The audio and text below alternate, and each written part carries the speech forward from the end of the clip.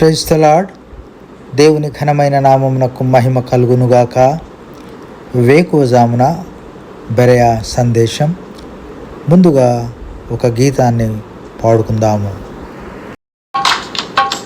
మన అతిక్రమముల కొరకు, మన దోషముల కొరకు, మన అతిక్రమముల కొరకు, మన దోషముల కొరకు, మన నాథుడు శిక్షనుందే, మన నాథుడు శిక్షనుందే, మనకు స్వస్థత కలిగే, మన నాథుడు శిక్షనుందే, మనకు స్వస్థత కలిగే, మనకై యేసు మరణించే, మన పాపముల కొరకై నిత్య జీవముని చుటకే,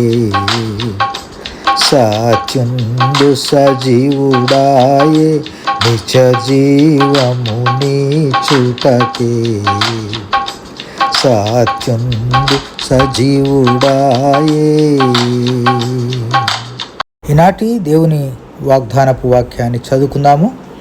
హెబ్రీలకు రాసిన పత్రిక 2వ అధ్యాయం 9వ వచనం. దేవుని కృప వలన ఆయన ప్రతి మనుషుని కొరకు మరణము అనుభవించను.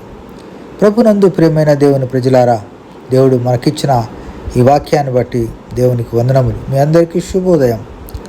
అపోస్తలుడైన పౌలు హెబ్రీ సంఘానికి వ్రాస్తూ, యేసుక్రీస్తు ప్రభులవారు సర్వమానవాళి కొరకు ఆయన శిలువ మరణము అనుభవించిన దాన్ని ఒకసారి గుర్తుకు చేస్తూ ఉన్నాడు.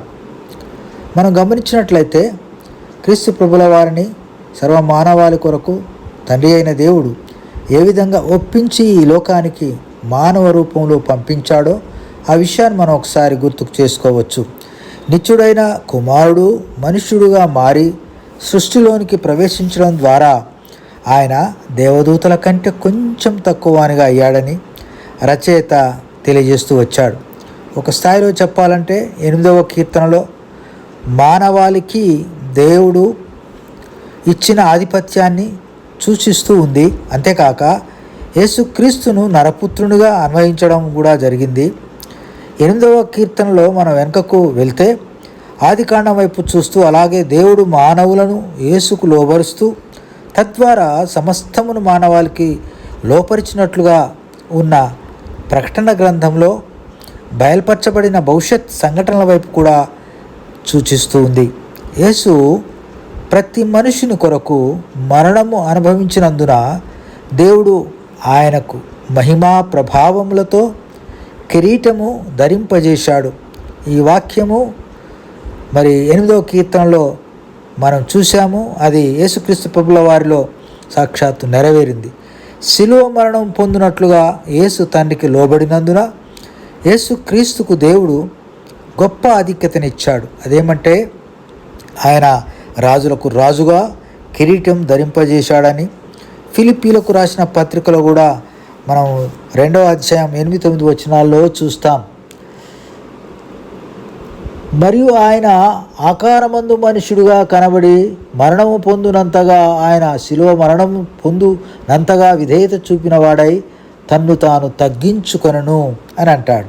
కనుక యేసుప్రభుల వారు తండ్రి దగ్గర విడిచిపెట్టకూడని ఆ మహాభాగ్యాన్ని వదులుకొని సర్వ మానవాళి కొరకు మానవ రూపం ధరించాడు. ఎంత గొప్ప తగ్గింపు! ఆయన దేవదూతల కంటే కొంచెం తక్కువ వానిగా చేశాడు. గనుక ఆయన తగ్గింపు, ఆయన వినయ విధేయతల వల్ల తండ్రి దగ్గర ఆయన గొప్ప ఆధిక్యత, ఆయన కుడిపార్శ్వమున కూర్చునేటువంటి ధన్యత దేవుడిచ్చాడు. ప్రియ నేస్తమా, ఈ వేకువజామున దేవుని యొక్క తగ్గింపును, ఆయన వినయ విధేయతలను, ఆయన మన కొరకు పెట్టినటువంటి మరణమును, మరణాన్ని జయించి నిత్యజీవుడై తిరిగి లేచిన విధానమును మనము గమనించినట్లయితే ఇంత గొప్ప త్యాగము దేవుడు మన పట్ల చేసినందుకు ఆయన ఎంతగా తగ్గించుకున్నాడు, ఎంతగా విధేయుడైనాడు. నీ కొరకు నా కొరకు మానవ రూపం ధరించి ఈ లోకంలో ఉన్నప్పుడు ఆయన ఎన్నో అద్భుతాలు సూచక క్రియలను చేసిన వాడుగా ఉన్నాడు.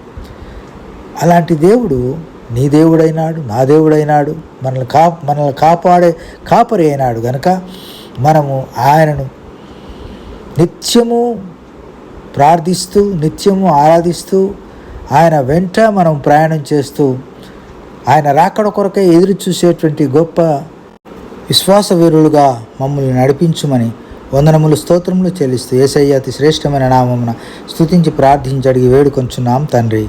ఆమేన్.